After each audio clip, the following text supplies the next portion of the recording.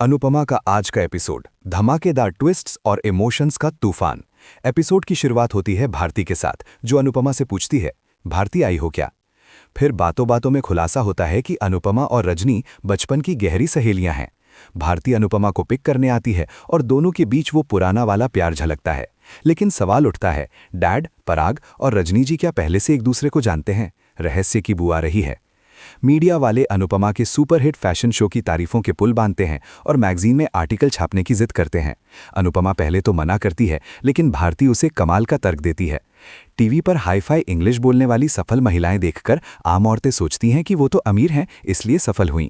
लेकिन अगर अपनी जैसी दिखने वाली, अपनी ही भाषा बोलने वाली औरत को सफल होते देखेंगी तो उनका दिल कहेगा, अरे ये तो मेरी जैसी है, अगर ये कर सकती है तो मैं क्यों नहीं। ये बात अनुपमा के दिल को छू जाती है। उसे अपनी पुरानी मेहनत याद आ जाती है, पैसे कमाने के लिए दिन रात की जद्दोजहद, डांस कंपटीशन जीतना। आखिरकार वो इंटरव्यू के लिए हाँ कर देती है। भारती उसकी तारीफों के पुल बांधती है और ईशानी परी को बधाई देते हुए कहती है, अब तो तुम्हारा गोल्डन पीरियड शुरू हो गया है।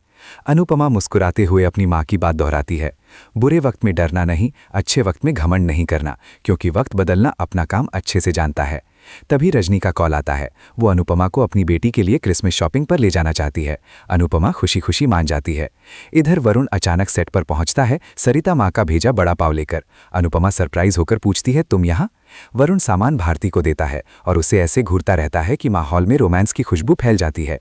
शाह हाउस में तो हंगामा मच जाता है। तोशु और पाखी फुल स्टाइलिश अवतार में आते हैं। बाबूजी, किंजल और लीला हैरान। वजह, ईशानी परी के सेलिब्रिटी बनने पर मीडिया उनका इंटरव्यू लेने आया है।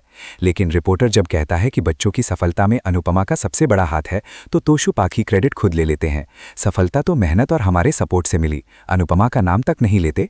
किंजल गुस्से में कहती है, मम्मी ने इतना कुछ किया लेकिन कोई कदर नहीं करता, सब धोखा देते हैं। बाबूजी भी सहमत होते हैं। किंजल आगे कहती है, मम्मी को समझना होगा कि मुंबई में टिकने के लिए अपना पराया पहचानना जरूरी है। शॉपिंग के दौरान रजनी अनुपमा की मदद के लिए थैंक यू कहती है, लेकिन मन ही मन प्लानिंग करती है। पराग के प्रोजेक्ट के बारे में अनुपमा को टटोलना है। वो राही के ससुराल कोठारी फैमिली के बारे में पूछती है। अनुपमा बताती है कि वो बहुत खुश है, लेकिन बड़े घर के ताने वाने की बात पर पुरानी यादें ताज़ा हो जाती हैं। तभी प्रार्थना का कॉल आता है। गोद भराई की जिद, आप नहीं आएंगी तो मैं रस्म नहीं करूंगी। अनुपमा डिलेमा में। पराग और मोतीबा उसे पसंद नहीं करते, जाना ठीक नहीं लगेगा, लेकिन प्रार्थना का दिल भी नहीं दुखाना। वो दुआ करती है कि दोनों फैमिलीज के बीच सब ठीक हो जाए। रजनी ये सुनकर मन ही मन कहती है, ऐसा नहीं होने दूंगी। इधर वरुण भारती की मदद करता है क्योंकि उसका व्रत है। भारती को चक्कर आता है, वरुण उसे गोद में उठाकर घर लाता है। सब घबरा जाते हैं, लेकिन वरुण पानी पिलाता है और भारती उसे प्यार भरी नजरों से देखती है। अनुपमा को रजनी की बातें याद आती हैं।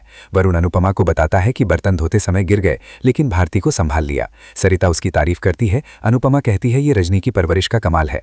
जसप्रीत चिढ़ाती है, वरुण तो ग्रीन फ्लैग है और देखा कितने प्यार से गोद में उठाया। भारती शर्मा जाती है। अनुपमा शाम को मंदिर जाने का प्लान बनाती है। अहमदाबाद में मोतीबा गौतम से पूछती है कि पराग अकेले मुंबई क्यों गया। गौतम को भी नहीं पता। वो शक करता है कि पापा और रजनी पहले से जानते हैं। मोतीबा मना करती है, लेकिन गौतम को यकीन है, कुछ तो गुल खिल रहा है।